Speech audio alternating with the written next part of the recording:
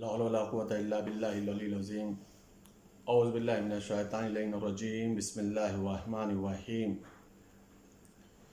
الحمد لله رب العالمين والصلاة والسلام على أشرف الأنبياء والمرسلين سيدنا ونبينا وشفيع ذنوبنا وطبيب نفوسنا مولانا مولا الكونين امام المشرقين والمغربين جد الحسن والحسين حبیب الہی العالمین نبی القاسم محمد وعلی بیتہ الطیبین الطاہرین المعصومین المظلومین المنتخبین المنتجبین اما بعد فقد قال اللہ تبارک و تعالی فی القرآن الکریم وهو اصدق القائلین وقولہ الحق بسم اللہ الرحمن الرحیم یا ایہا الذین آمنوا کتب علیکم الصیام کما کتب علی الذین من قبلکم لعلکم تتقون۔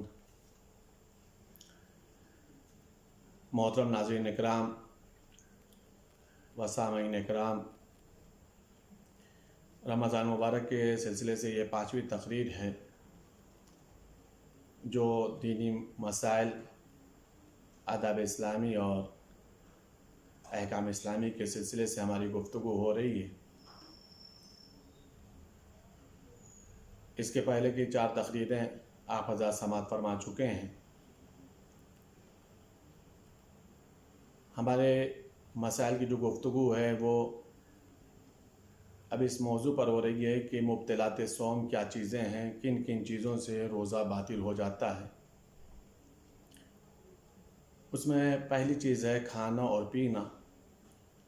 اگر روزہ دار جان بوجھ کر کے روزے کی حالت میں علم رکھتے ہوئے کوئی بھی شے کسی بھی مقدار میں کھا لیتا ہے، چاہے وہ چیزیں کھانے والی ہوں یا کھانے والی نہ ہوں، دونوں حالت میں اس کا روزہ باطل ہو جائے گا۔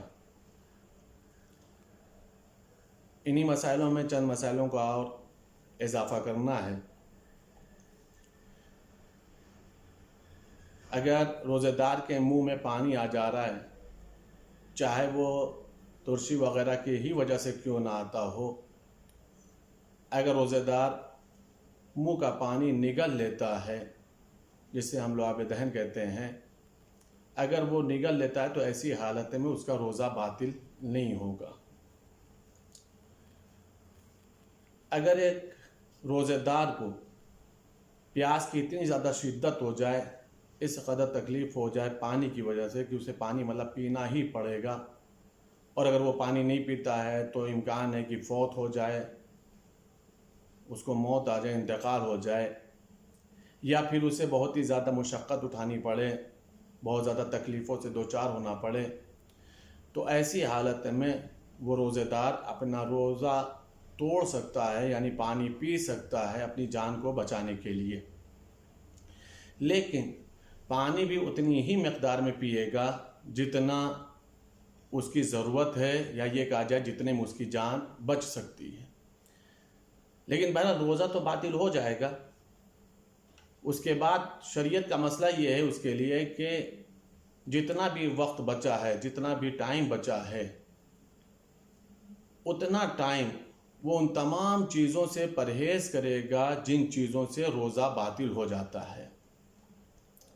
یعنی اس مسئلے میں جہاں جان بچانے کی طرف توجہ دلائی گئی ہے کہ جان بچانے کے لیے انسان روزہ توڑ سکتا ہے، وہیں ساتھ ہی ساتھ یہ بھی بتایا گیا کہ روزہ توڑنے کے بعد بھی تمہارے اوپر احترام روزہ ضروری ہے، احترام روزہ واجب ہے۔ ان تمام چیزوں سے تمہیں اجتناب کرنا ضروری ہے، بچنا ضروری ہے جو روزے کو باطل کر دیتے ہیں۔ اگر بچے کو کھانا کھلانے کے لیے دانے کو چبانا پڑے، یا پرندوں کو دانہ دینے کے لیے دانہ چبانا پڑے، یا پھر کوئی چیز چکھنی ہو، تو عموماً ہوتا یہ ہے کہ وہ چیزیں حلق تک نہیں جاتی۔ اگر اتفاق سے وہ حلق تک چلی بھی جائیں تو ایسی حالت میں روزہ باطل نہیں ہوتا۔ چاہے وہ بچوں کو کھانا کھلانے کے لیے دانہ چبانا پڑے، یا چکھنا ہو، یا پھر پرندوں کو کھانا کھلانا ہو، تو ایسی حالت میں روزہ باطل نہیں ہوتا۔ لیکن اگر پہلے سے اس بات کا علم ہے کہ اگر میں دانہ چباؤں گا تو پھر وہ حلق تک چلا ہی جائے گا، تو اگر اس کے بعد بھی دانہ چبایا جا رہا اور حلق تک چلا جا رہا ہے تو ایسی حالت میں روزہ باطل ہو جائے گا۔ معمولی نقاہت، معمولی کمزوری کی وجہ سے روزہ معاف نہیں ہے، روزہ چھوڑا نہیں جا سکتا۔ یہ مسئلے بار بار آتے ہیں کہ روزہ رکھنے سے کمزوری ہو جاتی ہے، روزہ رکھنے سے نقاہت ہو جاتی ہے، اور نتیجہ یہ ہوتا ہے کہ انسان اگلے روز کے روزے کے بارے میں سوچنے لگتا ہے روزہ رکھوں یا نہ رکھوں۔ نہیں عزیزو، معمولی نقاہت یا معمولی کمزوری کی وجہ سے روزہ نہیں چھوڑا جا سکتا، سوائے اس کے کہ وہ نقاہت واقعاً قابل قدر ہو، ناقابل برداشت ہو، اور یہ اس کے لیے واقعی روزہ رکھنا مشکل ہو، تو پھر روزہ چھوڑنے میں کوئی حرج نہیں ہے۔ یہ وہ مسائل تھے کہ جہاں پر انسان روزہ، چند مسائل میں یہ ہے، چند گوشے یہ ہیں کہ جہاں پر روزہ باطل ہو رہا ہے، اور چند جگہیں وہ ہیں کہ جہاں پر روزہ باطل نہیں ہوتا۔ میں مسلسل جو ان آیت کی تلاوت کا شرف حاصل کر رہا ہوں وہ روزے سے متعلق آیت ہے۔ اس میں خداوند عالم نے ایمان والوں کو مخاطب کیا ہے اور ارشاد فرمایا، یا ایھا الذین آمنوا کتب علیکم الصیام کما کتب علی الذین من قبلکم لعلکم تتقون۔ اے ایمان والو، تم لوگوں کے اوپر روزہ فرض کر دیا گیا ہے، روزہ لکھ دیا گیا ہے۔ یہ روزہ ویسے ہی لکھا گیا ہے جیسے تم سے پہلے کی امتوں پر روزہ واجب تھا، اور ہم نے یہ روزہ اس لیے رکھا ہے تاکہ معلوم ہو کہ تم لوگوں میں متقی کون ہے۔ ہماری مسلسل جو گفتگو ہو رہی ہے وہ ایمان کے سلسلے سے ہو رہی ہے اور تقوی کے سلسلے سے ہو رہی ہے۔ قرآن کریم کی نگاہ میں، اہل بیت کی نگاہ میں ایمان والوں کا بھی درجہ بہت زیادہ ہے اور تقوی والوں کا بھی بہت زیادہ درجہ ہے۔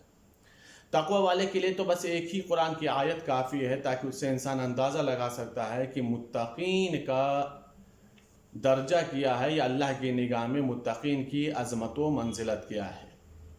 قرآن کریم میں خداوند عالم ارشاد فرماتا، انما یتقبل اللہ من المتقین، خداوند عالم متقین کے اعمال کو قبول کرتا ہے۔ یعنی اگر ہمیں اپنے چھوٹے سے چھوٹا عمل اور بڑے سے بڑے عمل کو قبول کروانا ہے تو اس عمل کے پیچھے تقوی ضرور ہونا چاہیے۔ اگر تقوی الہی ہوگا تو خداوند عالم کی بارگاہ میں ہمارا چھوٹا عمل بھی قبول ہو جائے گا اور ہمارا بڑا عمل بھی قبول ہو جائے گا۔ یہ ہے تقوی کی اہمیت اور یہ ہے تقوی کی منزلت۔ عمل کی قبولیت کا دار و مدار، انحصار جو ہے وہ تقوی کے اوپر اللہ نے رکھا ہے۔ جہاں تک مسئلہ ایمان والوں کا ہے، اسلام کے بعد کے درجے کا نام ہے ایمان، اور ایمان کے بعد کے درجے کا نام ہے تقوی۔ اللہ نے ایمان والوں سے روزہ طلب کیا ہے اور اس کا بیس جو بنایا ہے، بنیاد جو بنائی ہے روزے کی، تاکہ یہ پتہ چلے کہ تم میں تقوی والا کون ہے، یعنی روزہ رکھنے سے تقوی میں اضافہ ہوگا۔ ایمان والوں کا اللہ کی نگاہ میں کیا عظمت و منزلت ہے اور رسول اور اہل بیت کی نگاہ میں کیا عظمت و منزلت ہے، آپ اس بات کو محسوس کریے۔ قرآن کریم میں ایک مقام پر خداوند عالم ایمان والوں اور عمل صالح کرنے والوں کے لیے ارشاد فرماتا ہے، ان الذین آمنوا وعملوا الصالحات، وہ لوگ جو ایمان لے آئے ہیں اور عمل صالح کیے ہیں۔ قرآن آواز دیتا ہے یہی وہ لوگ ہیں جو بہترین خلائق ہیں۔ بہترین خلائق کا مطلب کیا ہوا؟ بہترین خلائق کا مطلب یہ ہوا کہ اللہ کی نگاہ میں وہی لوگ پیاری مخلوق ہیں، بہترین بندے ہیں۔ یعنی اگر اللہ کی نگاہ میں ہمیں عزیز ترین بننا ہے، محبوب ترین بندہ بننا ہے، خداوند عالم کی نگاہوں میں اپنی قدر پیدا کرنا ہے، تو ضرورت اس بات کی ہے کہ ہم ایمان کے دامن سے بھی وابستہ ہوں اور ساتھ ہی ساتھ عمل میں بھی اچھے عمل انجام دیتے ہوں۔ پیغمبر اکرم حضرت محمد مصطفیٰ صلی اللہ علیہ وآلہ وسلم ایمان اور عمل کے سلسلے سے ایک جملہ ارشاد فرماتے ہیں۔ پیغمبر حدیث ارشاد فرماتے ہیں کہ ایمان کے بغیر عمل قبول نہیں ہے اور عمل کے بغیر ایمان قبول نہیں ہے۔ یہاں پر پیغمبر نے بالکل صاف لفظوں میں یہ کہا جا سکتا ہے کہ ان لوگوں کا جواب دے دیا ہے جو یہ کہتے ہیں کہ اگر ہم صاحب ایمان ہیں تو ہمیں عمل کی کوئی ضرورت نہیں ہے۔ پیغمبر نے صاف لفظوں میں بالکل کلیئر کر دیا معاملہ، نہیں صرف اور صرف یہ سوچ لینا کہ تم صاحب ایمان ہو، تم اپنے آپ کو مومن سمجھتے ہو، یہ کافی نہیں ہے۔ اگر مومن ہو، صاحب ایمان ہو، تو تمہارے ایمان کی قبولیت کا دار و مدار عمل کے اوپر ہے، اور عمل کی قبولیت کا دار و مدار تمہارے ایمان کے اوپر ہے، یعنی دونوں ایک دوسروں کے لیے لازم اور ملزوم ہیں، ایک دوسرے کے لیے ضروری ہیں۔ چھٹے امام حضرت امام صادق علیہ السلام فرماتے ہیں، مولا فرماتے ہیں کہ اگر انسان کے پاس ایمان ہو تو اس کو کوئی عمل نقصان نہیں پہنچا سکتا، کوئی عمل اس کو نقصان نہیں پہنچا سکتا، کوئی عمل ضرر نہیں پہنچا سکتا۔ اور اگر انسان کے پاس ایمان ہی نہ ہو تو ساتویں چھٹے امام ارشاد فرماتے ہیں پھر کوئی عمل اس کو فائدہ بھی نہیں پہنچائے گا۔ یعنی اگر ہم یہ سوچیں کہ اگر ہم کوئی بھی عمل کریں اور یہ سوچیں کہ میدان محشر میں ہمیں اس عمل سے فائدہ ہو، تو اس عمل کے پیچھے ایمان ضروری ہے، تب خداوند عالم اس عمل کی جزا میں جنت اور بہشت عطا فرمائے گا۔ ایک گفتگو ایمان اور تقوی کے سلسلے سے، ایک حدیث ساتویں امام کی، دور حاضر میں جو حالات سے ہم گزر رہے ہیں، یا یہ کہا جائے جو وبائی مرض پھیلا ہوا ہے، ساتویں امام سے جب پوچھا گیا مولا یہ سمجھ میں نہیں آتا ہم لوگوں کے اوپر یہ نئی نئی بلائیں کیوں آتی ہیں، یہ نئی نئی مصیبتیں کیوں آتی ہیں، جس کے بارے میں نہ ہم سوچتے ہوتے ہیں، نہ ہمیں معلوم ہوتا ہے، نہ ہم سے پہلے کسی کے اوپر آئی ہوئی ہوتی ہیں، یہ آخر نئی نئی بلائیں کیوں آتی ہیں؟ ایک جملہ ساتویں امام کا سنیں اور ایک جملہ مولا امیر المومنین کا سنیں، اس لیے کہ یہ جو وبائی مرض ہے، جو کرونا وائرس پھیلا ہوا ہے، ہر طرف انسان پریشان ہے، خوف کا ماحول ہے، دہشت کا ماحول ہے، انسان کے قلب کو اطمینان نہیں ہے، مطمئن نہیں ہے، اور وہ خود ہر انسان اپنے آپ سے شاید یہ پوچھ رہا ہوگا کہ آج تک ہم نے لائف میں اپنی زندگی میں کبھی ایسا کوئی مرض سنا ہی نہیں جس سے پوری کائنات پریشان ہوئی ہو۔ ساتویں امام نے بھی ایک جملہ ارشاد فرمایا اور مولا امیر المومنین نے بھی۔ مولا امیر المومنین کا تو مشہور و معروف جملہ ہے جو ہم شب جمعہ میں دعائے کمیل میں ارشاد فرماتے ہیں مولا، جس کے اندر مولا امیر المومنین ارشاد فرماتے ہیں اللہم اغفر لی الذنوب التی تحبس الدعاء، اے میرے معبود ہمارے ان گناہوں کو بخش دے جو بلاؤں کے نازل ہونے کا سبب بنتے ہیں۔ اس کا مطلب یہ ہے کہ اگر بلائیں نازل ہوں، یا یہ کہا جائے پائے در پائے انسان بلاؤں کا شکار ہونے لگے، تو بلاؤں کی طرف بعد میں متوجہ ہو، پہلے اپنے نفس کی طرف متوجہ ہو کہ آخر ہم سے کون سا ایسا گناہ سرزد ہو گیا جو خداوند عالم نے ہمیں ان بلاؤں میں مبتلا کر دیا۔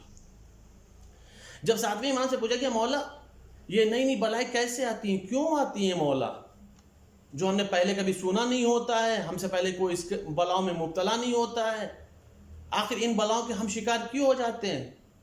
مولا نے ایک جملہ ارشاد فرمایا، ساتویں امام ارشاد فرماتے ہیں جب بندہ نئے نئے گناہ کرنے لگتا ہے جو گناہ اس کے پہلے کسی بندوں نے نہ کیا ہو، تو خداوند عالم بدلے میں نئی نئی بلائیں نازل کرتا ہے جو اس سے پہلے خداوند عالم نے کسی بندوں پر نازل نہیں کی ہیں۔ یہ انسان کے لیے غور طلب مقام ہے، یہ انسان کے لیے لمحہ فکریہ ہے، یہ انسان کو سوچنے پر مجبور کرتا ہے کہ یہ بلائیں جو نازل ہو رہی ہیں، خداوند عالم کی بارگاہ میں انسان کو دعا کرنا چاہیے کہ اے میرے معبود، تو کریم ہے میرے معبود، اے میرے معبود تو غفور الرحیم ہے، ہم لوگوں کے گناہوں کو بخش دے، تمام عالم انسانیت کے گناہوں کو بخش دے، اور عالم انسانیت میں امن اور سکون عطا فرما۔ اگر یہ گناہوں کی وجہ سے بلائیں نازل ہوئی ہیں میرے معبود، تو گناہوں کو بخش دے تاکہ بلاؤں کا خاتمہ ہو جائے۔ بہرحال گفتگو ہماری چل رہی تھی ایمان اور تقوی کے سلسلے سے۔ ایمان انسان کو مضبوط بناتا ہے، انسان کے قلب کو اگر اطمینان حاصل ہوتا ہے تو ایمان کے ذریعے سے۔ اگر انسان واقعی مومن ہو تو کائنات کا ذرہ ذرہ اس صاحب ایمان کی اطاعت اور فرما برداری کرتا ہے۔ اگر واقعی انسان مومن ہے تو کائنات کی ہر شے اس کی مطیع اور فرما بردار ہو جاتی ہے۔ میں اس سلسلے سے ایک چھوٹی سی روایت پڑھتا ہوں، اس سے آپ کو اندازہ لگے گا کہ اگر ایمان والا انسان ہو تو ہوتا کیا ہے، کس منزل پر پہنچ جاتا ہے۔ پیغمبر اکرم کے مشہور و معروف صحابی ہیں جناب ابو ذر غفاری، ایمان کے 9ویں درجے کے اوپر ہے۔ جناب ابو ذر غفاری ایک روز پیغمبر کی خدمت میں آئے اور آنے کے بعد ایک واقعہ بیان فرمایا، اور وہ واقعہ وہ ہے جو خود انہی کے ساتھ رونما ہوا، جو ان کے ساتھ پیش آیا۔ جناب ابو ذر فرماتے ہیں، یا رسول اللہ، ایک روز میں جنگل میں دمبے اور بھیڑ بکریوں کو چرا رہا تھا، نماز کا وقت ہو گیا، میں آمادہ نماز ہو گیا، میں نماز پڑھنے لگا، دمبیاں، بھیڑ بکریاں، دمبے یہ اپنے جنگل میں چر رہے تھے، میں مصلی پر نماز پڑھ رہا تھا۔ یکایک ایک بھیڑیا آیا اور اس نے میرے ایک دمبے کا شکار کر لیا، دمبے کو پکڑ کر کے لے جانے لگا۔ ناگاہ اسی جنگل سے ایک شیر آیا اور اس نے بھیڑیے پر حملہ کر کے میرے دمبے کو بچا لایا، اور بچانے کے بعد اسے نے انہی دمبوں کے حلقے میں، دمبے کے گروہ میں میرے اس دمبے کو شامل کر دیا، اور جب تک میں نماز پڑھ رہا تھا تب تک وہ شیر میرے دمبوں کی حفاظت کر رہا تھا۔ کوئی بھی دمبا اگر ادھر ادھر چلا جاتا تھا تو وہ سنبھال کر کے لاتا تھا اور دمبوں کے گروہ میں شامل کر دیتا تھا۔ پیغمبر نے جیسے جملہ سنا، آواز دی، ابو ذر، یہ خداوند عالم کا جو کرم تمہارے اوپر ہے یہ تمہارے ایمان کی وجہ سے ہے۔ جو شیر تمہاری اطاعت کر رہا ہے اور تمہاری کوئی نعمت زائل نہیں ہو رہی، سلب نہیں ہو رہی، ختم نہیں ہو رہی۔ ابو ذر پیغمبر کی گفتگو تمام ہوئی، 20 منافق، چونکہ روایت میں تعداد بھی لکھی ہوئی اس لیے میں بتا رہا ہوں، 20 منافق پیغمبر کی بز میں بیٹھے ہوئے تھے۔ ان لوگوں نے کہا کہ ابو ذر کی تو عادت اپنی بڑائی بیان کرنا، بھلا ایسا بھی ہو سکتا ہے کہ کوئی شیر ابو ذر کے دمبے اور بھیڑ بکریوں کی حفاظت کرے؟ یہ تو ان کی عادت ہے اپنی بڑائی کو بیان کرنا۔ کاش ابو ذر کے اوپر شک کرنے سے بہتر تھا کہ وہ یہ کوشش لوگ کرتے کہ ان کا بھی ایمان ابو ذر کے جیسے ہو جاتا۔ شک اس کے اوپر کر رہے ہیں جس کے لیے خود پیغمبر نے ارشاد فرمایا کہ زمین نے بوجھ نہیں اٹھایا، آسمان نے سایہ نہیں کیا جو ابو ذر سے زیادہ سچا ہو۔ یعنی ایک ایک حرف، ایک ایک جملہ، ایک ایک سینٹنس ابو ذر کا سچائی پر تھا۔ ان لوگوں نے آپس میں دیکھا کہ دیکھو کل جب صبح ہوگی تو جب ابو ذر جنگل میں جائیں گے دمبوں کو چرانے کے لیے، بھیڑ بکریوں کو چرانے کے لیے، تو ہم لوگ جنگل میں جائیں گے اور جا کر کے ابو ذر کے دمبے اور بھیڑ بکریوں کو چرا لیں گے، دیکھتے ہیں کیسے شیر آتا ہے بچانے کے لیے۔ جب صبح ہوئی اور جنگل میں پہنچے تو کیا دیکھا، ایک طرف ابو ذر ہیں جو دمبے اور بھیڑ بکریوں کو چرا رہے ہیں، اور دوسری طرف وہی ایک شیر ہے جو ابو ذر کے دمبوں کی، بھیڑ بکریوں کی حفاظت کر رہا ہے۔ ہمت چورانے کی تو ہوئی نہیں، وہیں کھڑے رہے، دیکھتے رہے، تعجب میں پڑے ہوئے تھے۔ ان کے تعجب بھری نگاہوں کو شیر نے پڑھ لیا، اور شیر بحکم پروردگار گویا ہوا، اے منافقین، جو تم لوگ یہ دیکھ رہے ہو کہ میں ابو ذر کے دمبے اور بھیڑ بکریوں کی حفاظت، رکھوالی اور چرا رہا ہوں، یہ ابو ذر کے ایمان کی وجہ سے ہے۔ اتنا یاد رکھو، اگر ابو ذر حکم دے دے تو میں تمام کے تمام منافقین کو نگل بھی سکتا ہوں۔ یعنی اگر انسان صاحب ایمان ہو جائے تو درئندہ خدمت بھی کرتا ہے اور ساتھ ہی ساتھ اطاعت بھی کرتا ہے۔ خالق کائنات بھی یہی کہتا ہے کہ اے میرے بندے، اگر تو میرا مطیع اور فرما بردار بن جا تو میں پوری کائنات کو تیری اطاعت میں سرخم کر دوں، تمام کائنات کی ایک ایک چیز تیری اطاعت پر آ جائے، کوئی ایسی چیز نہ ہو جو تیری اطاعت نہ کرے۔ لیکن یہ کب ہوگا؟ کہ جب ایمان اس کمال پر ہو جس کمال پر ابو ذر کا ایمان ہے۔ ہم اللہ کی بارگاہ میں دعا کرتے ہیں کہ خداوند عالم رمضان مبارک ہے، ہم سب کو ایمان اور تقوی کی زیادہ سے زیادہ دولت عطا فرما۔ اس مبارک مہینے کے طوفیل میں ہم لوگوں کے نماز، روزہ، اعمال، دعاؤں، قرآن کو قبول فرما، ہم لوگوں کے گناہ کبیرہ و صغیرہ کو معاف فرما، جتنے مرحومین ہیں ان سب کی گناہ کبیرہ و صغیرہ کو معاف فرما۔ میرے معبود ہم سب کو حج و زیارات نصیب فرما، تمام اتباعات عالیہ کی حفاظت فرما، تمام دشمنان اہل بیت اگر قابل ہدایت ہے تو ہدایت فرما، قابل ہدایت نہیں ہے تو ان سب کو نیست و نابود فرما۔ میرے معبود اس وبائی مرض سے تمام شیعان اہل بیت کی حفاظت فرما، میرے معبود امام زمان علیہ السلام کے ظہور میں تعجیل فرما، ہم سب کو ان کے اعوان و انصار میں شمار فرما۔ اللہم تقبل منا انک انت السمیع العلیم بحق محمد وآلہ الطاہرین۔ ناظرین اکرام،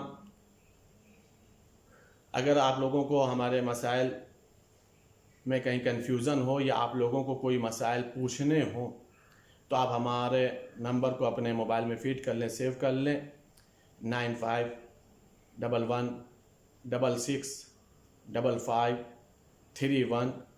اس نمبر کے اوپر آپ حضرات اپنے مسائل کو SMS کر دیجیے گا، انشاءاللہ تعالی اگلے روز ان سوالوں کا جواب آپ لوگوں تک پہنچا دیا جائے گا۔ فقط السلام۔